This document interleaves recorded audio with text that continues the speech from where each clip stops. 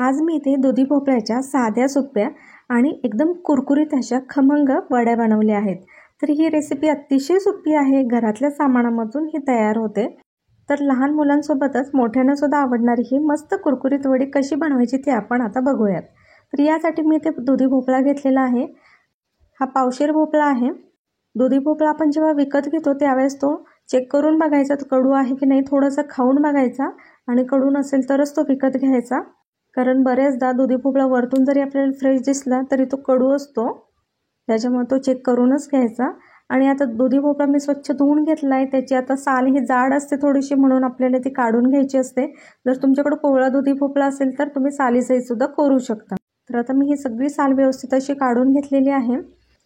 कधी कधी आपल्याला दुधी भोपळ्याची भाजी खायला आवडत नाही किंवा लहान मुलांना कधी आवडत नाही, त्यामुळे अशा वड्या तुम्ही नक्की करून बघा, खूप छान लागतात, टेस्टी लागतात आणि मुलांना कळणार सुद्धा नाही हे दुधी भोपळा आहे।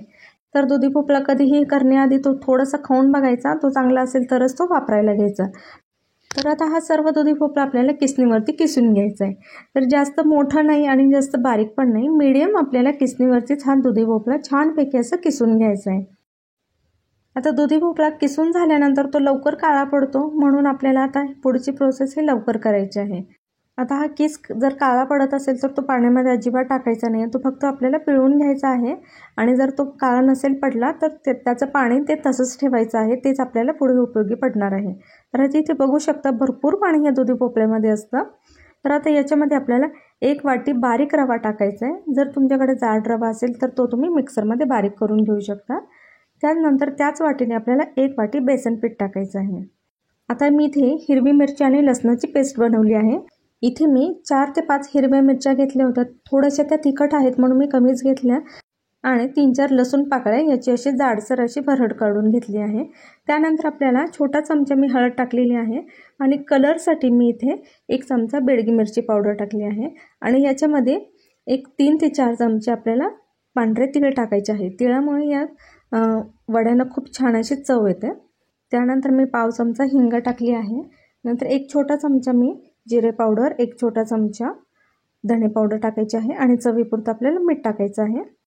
आणि छोटे 2 चमचे मी इथे साखर टाकली आहे। साखरेमुळे याला कलर आणि टेक्स्चर खूप छान येतो, तुम्ही नक्की टाकून बघा। त्यानंतर छोटे 2 चमचे आपल्याला एकदम फ्रेश दही टाकायचं आहे। दह्यामुळे बाइंडिंग खूप छान येतं, त्याच्यामुळे दही स्किप करू नका तुम्ही।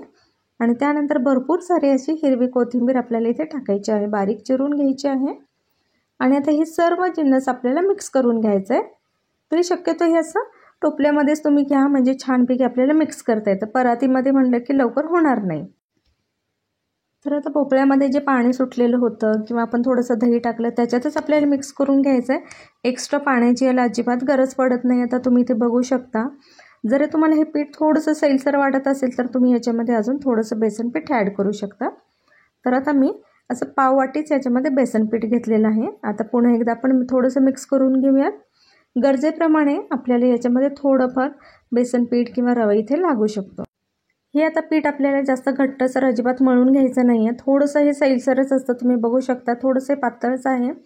आता याच्यावरती आपल्याला थोडंसं असं तेल लावून घ्यायचं आहे आणि आपल्याला थोडा वेळ रेस्ट करायला ठेवून द्यायचं आहे। आता तुम्ही इथे एखादा खोलगट ताट घेऊ शकता किंवा एखादा ट्रेसुद्धा घेऊ शकता। तर आता मी गोलाकाराचा असा ट्रे घेतलेला आहे, याला थोडंसं आपल्याला तेल लावून घ्यायचं आहे। जर तुमच्याकडे बटर पेपर असेल तर त्याचासुद्धा तुम्ही ते वापर करू शकता। तर आता मी व्यवस्थित तेल लावून घेतलेलं आहे।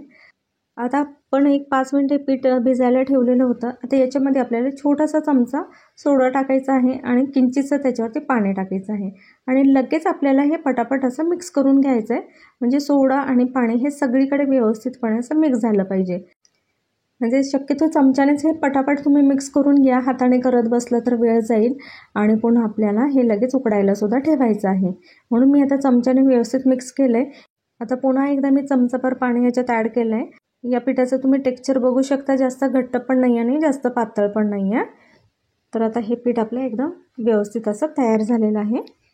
तर आता आपल्याला त्या ट्रेमध्ये हे सर्व पीठ व्यवस्थित असं टाकून घ्यायचं आहे।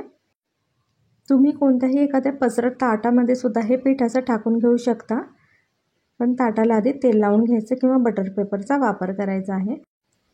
ही एकदम नो फेल रेसिपी आहे। जर तुम्ही सर्व स्टेप व्यवस्थित फॉलो केल्या तर तुमची रेसिपी अजिबात बिघडणार नाही तर तुम्हीसुद्धा अशा दुधी भोपळ्याच्या वड्या बनवून बघा. तुमच्या लहान मुलांनाच काय तुम्हालासुद्धा हे खूप आवडतील. तर आता सर्व पीठ मी इथे व्यवस्थित असं सेट करून घ्यायचं आहे. चमच्याने ते असं व्यवस्थित प्लेन करून घ्यायचं आपल्याला. आणि वरतून गार्निशिंगसाठी मी थोडंसं याच्यामध्ये पांढरे तिळ टाकलेले आहे, कारण नंतर या तिळामुळे वड्या खूप सुंदर अशा दिसतात. तर सगळीकडे मी असं दाटसर तीळ टाकून घेतलेलं आहे. तर आता एका पसरट पॅनमध्ये मी 1.5 ते 2 ग्लास पाणी ठेवले. त्यावरती एक स्टँड ठेवले आणि त्यावरती आपल्याला हा ट्रे ठेवायचा आहे. आणि वाफ जाणार नाही अशा पद्धतीने व्यवस्थित असं आपल्याला ह्याच्यावरती झाकून ठेवायचं आहे. आणि 10 ते 15 मिनटं आपल्याला हे छानपैकी वाफवून घ्यायचं आहे. तर आधीमध्ये आपण इथे चेक करू शकतो हे व्यवस्थित वाफलं आहे की नाही. आता हे पीठ व्यवस्थित शिजलं आहे की नाही ते सुरीने आपल्याला चेक करून बघायचं आहे. आता सुरीला इथे पीठ अजिबात लागत नाही, म्हणजे हे सर्व पीठ छानपैकी शिजलं गेलेलं आहे. आता गॅस बंद करून आपल्याला हे पीठ गार करून घ्यायचं आहे. आता हे सर्व मिश्रण छानपैकी गार झालेलं आहे आणि पूर्ण हे गार झाल्यानंतरच आपल्याला हे काढून घ्यायचं आहे. आता साईडने मी याच्याकडे असं सोडून घेते. हे तुम्ही बघू शकता कुठेच असं क्रॅक जात नाही आहे. आता व्यवस्थित आपल्याला सुरीने हे छानपैकी आपल्याला पाहिजे त्या शेपमध्ये लहान मोठ्या साईजच्या अशा आपल्याला वड्या करून घ्यायच्या आहेत. आणि हे सर्व गार झाल्यानंतरच आपल्याला हे कट करून घ्यायचं आहे. गरम असताना अजिबात कट करायचं नाही आहे. आणि पीठ जर आपले व्यवस्थित शिजलं असेल तरच याच्या वड्या अशा छानपैकी पडतात, नाहीतर हे सर्व अशा चिरून जातात, त्याचे तुकडे तुकडे पडतात. म्हणून हे पीठ छानपैकी आपल्याला शिजवून घ्यायचं असतं. अशासुद्धा ह्या शिजलेल्या वड्या खायला खूप छान लागतात. तर आता हे सर्व आपल्याला कट करून झालेले. आपण आता याला पलटी मारून घेऊयात. तुम्ही ते बघू शकता हा ट्रे एकदम इझिली निघतोय, म्हणजे हे वड्यांचं मिश्रण कुठेच ट्रेला चिकटलेलं नाही आहे आणि एकदम स्पंजी अशा वड्या आपल्याला तयार झालेल्या आहेत. खूप छान अशा मस्त जाडजाड अशा वड्या आपल्या तयार झालेल्या आहेत आणि खूप छान लागतात. हे आतमध्ये पूर्ण शिजले आहेत आणि सोडा टाकल्यामुळे हे व्यवस्थित अशा फुलतात. एकदम स्पॉन्जी ह्या वड्या आपल्या तयार झालेल्या आहेत आणि ह्या तुम्ही वड्या अशाच जरी खाल्ल्या तर खूप छान लागतात. याला तुम्ही शॅलो फ्राय करू शकता किंवा डीप फ्राय करू शकता. तर आपण आज इथे शॅलो फ्राय करणार आहोत. त्यासाठी मी ते पॅनमध्ये 1-2 चमचे तेल टाकून घेतलेलं आहे आणि त्यानंतर तेल व्यवस्थित गरम झाल्यानंतर आपल्याला एक एक करून ह्या वड्या याच्यामध्ये छानपैकी अशा शॅलो फ्राय करून घ्यायच्या आहेत. आणि तुम्ही थोड्या तेलामध्ये जरी ह्या अशा छानपैकी परतून घेतल्या तरी याला तेल अजिबात राहत नाही, म्हणजे या वड्या तेलकट अजिबात होत नाही. व्यवस्थित अशा ह्या फ्राय होतात. आणि बारीक गॅसवरतीच आपल्याला ह्या वड्या छानपैकी अशा शॅलो फ्राय करून घ्यायच्या आहेत. गॅस मोठा केला तर त्या लवकर करपतील, त्यामुळे बारीक गॅसवरतीच मस्तपैकी अशा ह्या भाजून घ्यायच्या आहेत. तर याचा कलर तुम्ही बघू शकता, खूप मस्त असा गोल्डन कलर आलेला आहे. आणि या वड्या आपल्याला सर्व बाजूनी अशा छानपैकी तेलामध्ये अशा परतून घ्यायच्या आहेत. या वड्यांना असं उभं करायचं आहे, म्हणजे चारी बाजूनी सगळे ह्या वड्या छानपैकी अशा आपल्याला मस्तपैकी अशा भाजून घ्यायच्या आहेत. आता या वड्या आपल्याला एकदम कुरकुरीत होईपर्यंत अशा फ्राय करून घ्यायच्यात. आता तुम्ही ते बघू शकता आपल्या वड्या मस्तपैकी चारी बाजूनी अशा छानपैकी अशा फ्राय झालेल्या आहेत. आणि आपण ह्याला डीप फ्रायसुद्धा तुम्ही करू शकता. आणि या वड्या अशा तुम्ही वाफवून घेतल्या तर त्या तुम्ही 3 ते 4 दिवस फ्रीजमध्ये स्टोअरसुद्धा करू शकता आणि जेव्हा पाहिजे तेव्हा तुम्ही त्या शॅलो फ्राय किंवा डीप फ्राय करू शकता. तशासुद्धा त्या फ्रीजमध्ये एकदम छान अशा राहतात. आता मी ते सेकंड बॅच वड्यांची टाकलेली आहे, तर इथे तुम्ही बघू शकता तेल आता इथे अजिबात नाही आहे. त्या पॅनमध्येच मी आता ह्या वड्या छानपैकी अशा मस्तपैकी भाजून घेतल्या. यालासुद्धा खूप सुंदर असा कलर आलेला आहे. मग काय आता तुम्हीसुद्धा दुधी भोपळा आणला की अशा मस्त वड्या बनवणार की नाही. तरी तुम्ही बघू शकता एकदम मस्त असा कलर आलेला आहे, असं वाटणारसुद्धा नाही आहे दुधी भोपळ्यापासून बनवल्यात. आता तुम्ही याचा कुरकुरीतपणासुद्धा ऐकू शकता. एकदम कुरकुरीत अशा वड्या झालेल्या आहेत. असं बघता क्षणी तोंडाला पाणी सुटेल अशा आपल्या ह्या वड्या तयार झालेल्या आहेत. तर तुम्ही सुद्धा ही साधी सोपी रेसिपी नक्की ट्राय करून बघा. आणि जर व्हिडिओ आवडला असेल तर व्हिडिओला एक लाईक करायला अजिबात विसरू नका.